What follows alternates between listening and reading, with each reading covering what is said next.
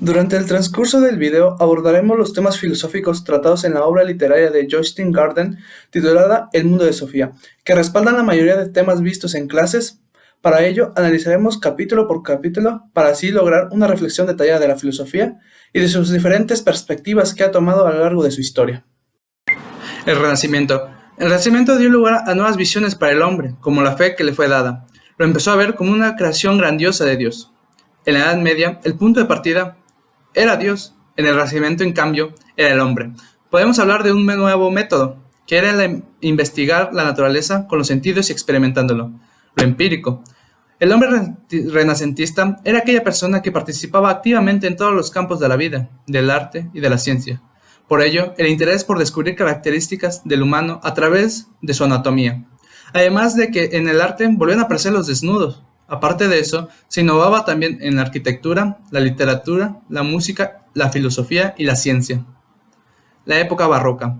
En este capítulo, Alberto se disfraza igual que los hombres de la corte de Luis XIV para empezar a hablar de la época barroca. Empezó a mencionar que la palabra barroco viene de otra que significa perla irregular. El siglo XVII se caracterizó por estar lleno de tensión por las guerras y contrastes de pensamientos. Y es que, por un lado, continuaba un ambiente positivo y vitalista, continuación del Renacimiento, y por otro había muchos que buscaban el extremo opuesto, con una vida de negación y de retiro religioso. Destaca una de las expresiones latinas más populares en esa época, carpe diem, que significa goza de este día. También podemos mencionar que en la época barroca nació el teatro moderno, con decorados y maquinaria escénica, donde no podemos dejar de resaltar la figura de Shakespeare. En la filosofía también se encuentran maneras de pensar completamente opuestas, desde el idealismo al materialismo de Thomas Hobbes, afirmando que todos los fenómenos, como también hombres y animales, están compuestos de partículas de materia. Y con este materialismo, Newton colocaría las últimas piezas de la división mecánica del mundo.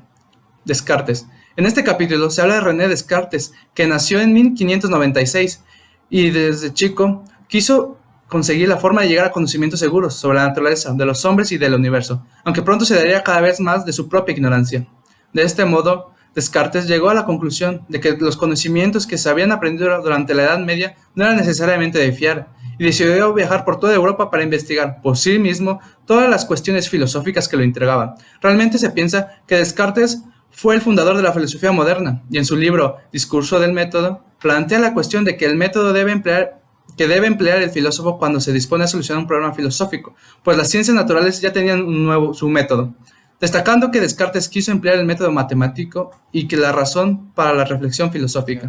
Este capítulo trata de Spinoza, que es el capítulo siguiente, y pues filósofo.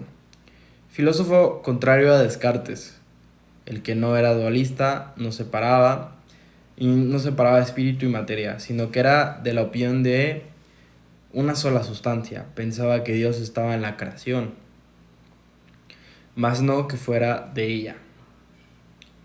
Dios era naturaleza y pues básicamente, por lo tanto, era como una sustancia.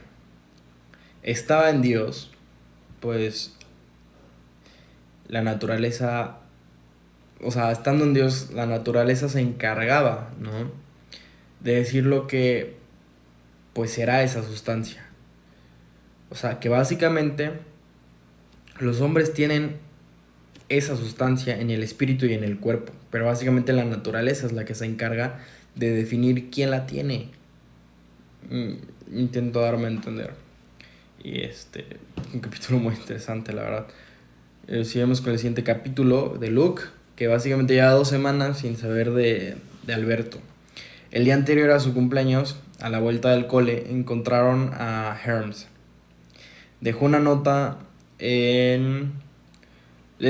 a su madre, básicamente, con la dirección, y pues se marchó. O sea, básicamente dejó la nota, se marchó, y pues Alberto la recibió otra vez disfrazada. Pues básicamente seguimos. Dice que hola, dice: hoy, querida Sofía, hablaremos de Luke, filósofo inglés, que en contra de Descartes y Spinoza no era racionalista. O sea, que Luke no era racionalista, era un filósofo nada racional.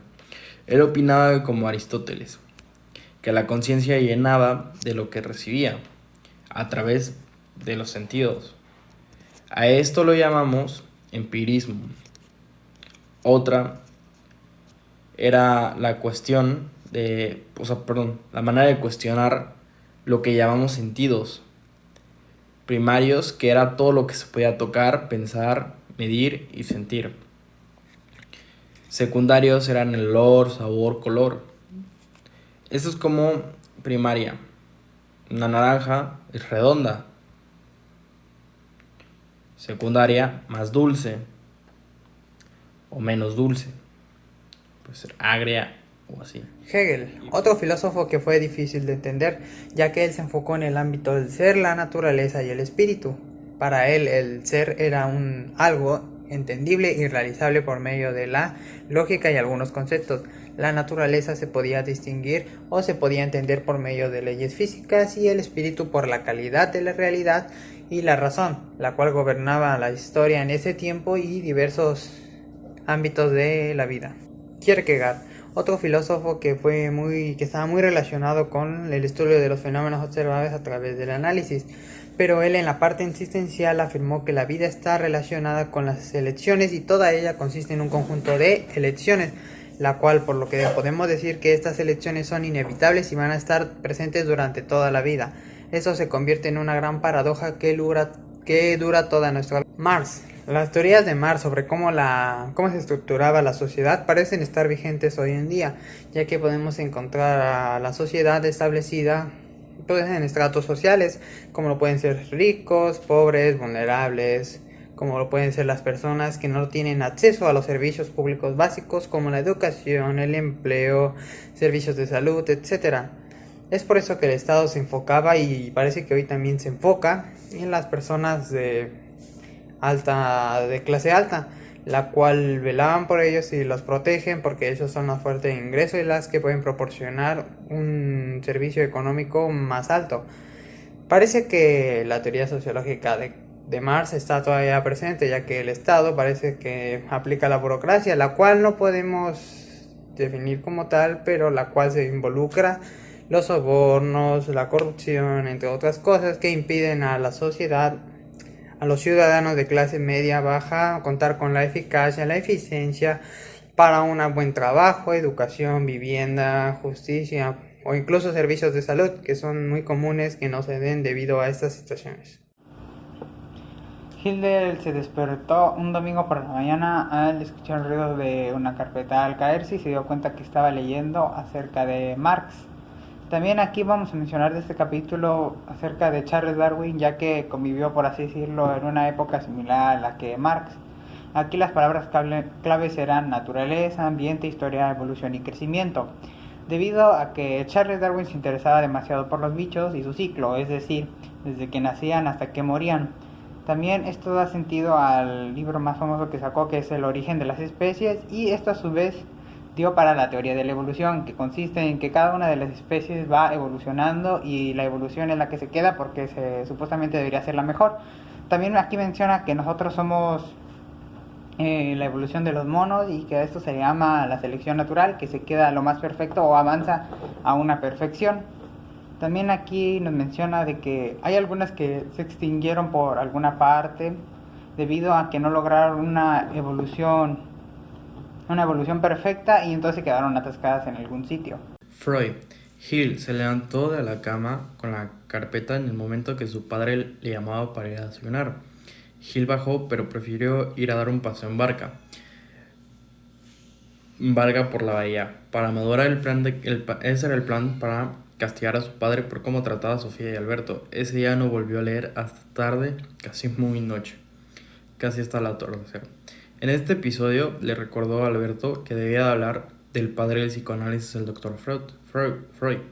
Este científico tampoco se escapó de las problemáticas circunstanciales de la época, al referirse a la sexualidad infantil como posibles problemas de los adultos al quedar traumatizados. Freud explicó el problema de esconder pensamientos deshonestos o no bien vistos por la sociedad en los momentos más profundos del subconsciente y la energía que hay que canalizar, cada vez con más fuerza para dejarlos escondiditos y evitar que salgan a la superficie. Cosa que suele suceder con los sueños, pues al bajar la guardia estos tienden a salir y expresarse de maneras extrañas. Solo se puede saber con ayuda de un psicoanalista. Tras la lección de Sofía, vuelve a su casa intentándolo por el camino llamar la atención del mayor, haciendo cosas absurdas, para que Alberto siga con su plan. Nuestra época. Aquí Hilde sospecha acerca de la lectura de Alberto y Sofía continúa en las afueras de la casa del mayor, según ella, para continuar distrayéndolo. Después de esto, Alberto llama a Sofía y quedan para ir a un café en el cual hablarán del existencialismo, en la cual resalta a 3 autores: a Jean-Paul Sartre, que el existencialismo es el único que el ser humano le importa, es decir, el ser humano es el único que le importa existir, a los animales y a las plantas no les importa. O también Sartre, que dice que no existe como tal un motivo para vivir, solamente el ser humano es el que le da un motivo para vivir, o cada persona le da un motivo de vivir a su propia vida. O Simeón de Beauvoir, que fue un aportador a precursores movimientos del feminismo. Y así terminan Alberto y Sofía yéndose del café con su respectiva conversación que tuvieron entre ellos dos. La fiesta en el jardín. Bueno, aquí nos platica acerca de Sofía, empieza con el libro en su nombre. Hilde se pregunta qué hará Sofía al saber que es un producto de la imaginación de su padre.